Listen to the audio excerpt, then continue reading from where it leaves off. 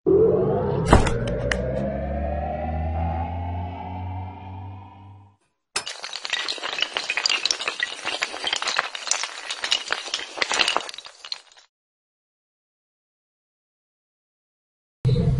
ابراہیم خلیل اللہ نے 40 دن آگ میں گزارے. ان 40 دنوں کے بہت زیادہ اہمیت ہے. مسائل میں یہ بات آتی ہے کہ اپنے مونچھوں کا کتروانا، ناخنوں کا کٹوانا، بغل کی صفائی وغیرہ کرنا 40 دن کے اندر اندر کرنی چاہیے. تاخیر کرنے پر مکروہ ہے.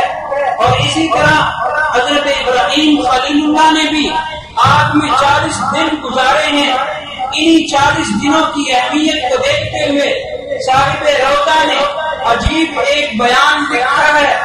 اس میں صلاۃ و سلام کا خمیرہ جب بنایا جا رہا تھا تو 40 دن میں بنایا گیا.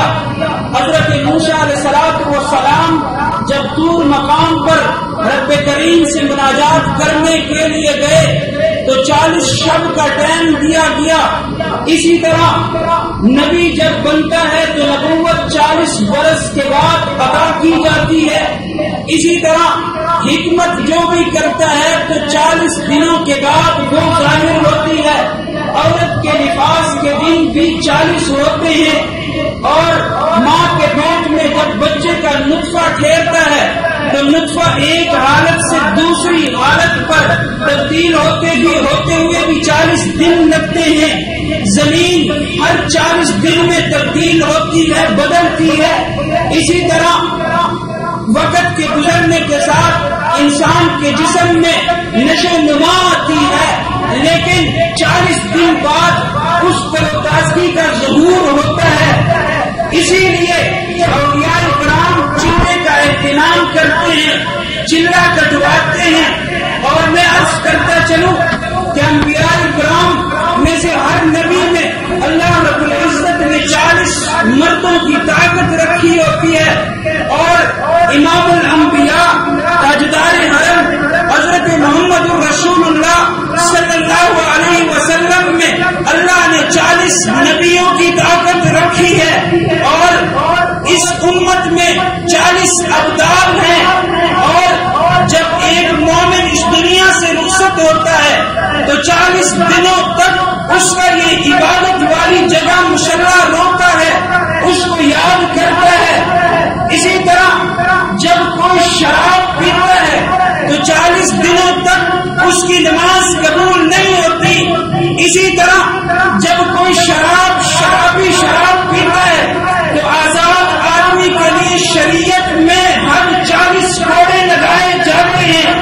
اسی طرح جب ایک نفخہ پھونکا جائے گا تو 2 نفخوں کے درمیان میں 40 سال کا فاصلہ ہوگا. اسی طرح ایک نفخے کے پھونکنے کے بعد، سور کے پھونکنے کے بعد تمام مخلوق جب مر جائے گی تو 40 دن تک بارش ان کے اوپر ہوتی رہے گی، ساری لاشیں جم جائیں گی. اسی طرح بچہ جب 40 دنوں تک پہنچتا ہے تو اس کے بعد وہ ہنسنے لگتا ہے. اسی طرح امام احمد، امام شافعی رحمۃ اللہ علیہ کا مسلک ہے کہ 40 بندے جمعے کے لیے ضروری ہے. اگر 40 بندوں میں سے کم ہو تو جمعے کی نماز نہیں ہوتی.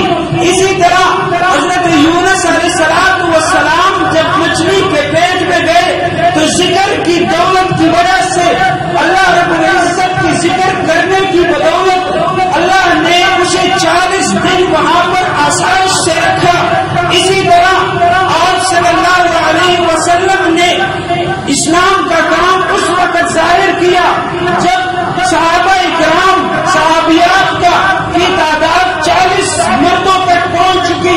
اور اسی طرح حدیث نبوی ہے جو بندہ 40 دنوں تک تکبیر اولیٰ کے ساتھ نماز ادا کرے گا، اللہ پاک اس کو نفاق سے بھی بری فرما دے گا اور جنت کو بھی دے گا.